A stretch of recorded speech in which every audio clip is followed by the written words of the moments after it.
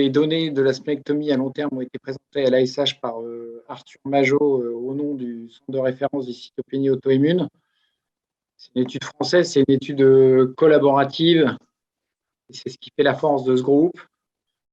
Vous savez que la splénectomie, c'est le traitement de référence du PTI, traitement de référence qui est pratiqué de moins en moins parce qu'on a d'autres molécules, en particulier les agonistes du récepteur de la thrombopoïétine et les anti-CD20.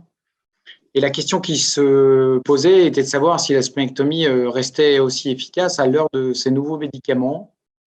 Et donc, c'était l'objet de cette étude qui a inclus 185 patients en France. C'est une étude rétrospective, multicentrique. Et ces patients ont été suivis après la splénectomie pendant une moyenne de 40 mois, c'est beaucoup.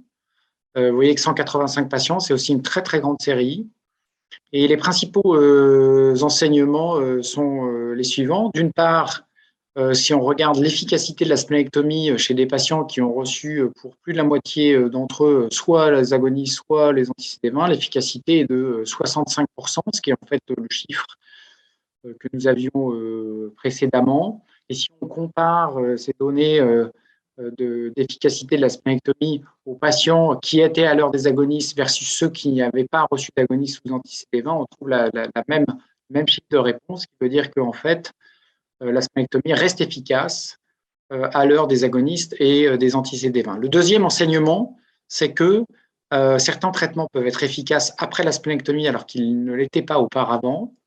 Et en particulier, les agonistes du récepteur de la thrombopoïétine, on avait très peu de données sur ces médicaments et savoir si la splénectomie pouvait restaurer leur efficacité.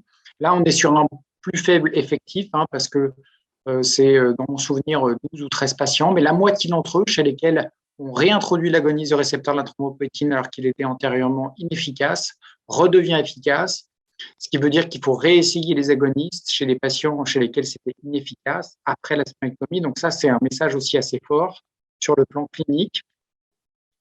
Pour ce qui est de la tolérance, le suivi était modéré. On avait déjà publié les données à très long terme de la splénectomie, mais clairement, il y a des effets secondaires. Donc, c'est un traitement qui est à réserver aux patients qui sont réfractaires et qui se positionnent de plus en plus après le rituximab et les agonistes du récepteur de la thrombopoïétine.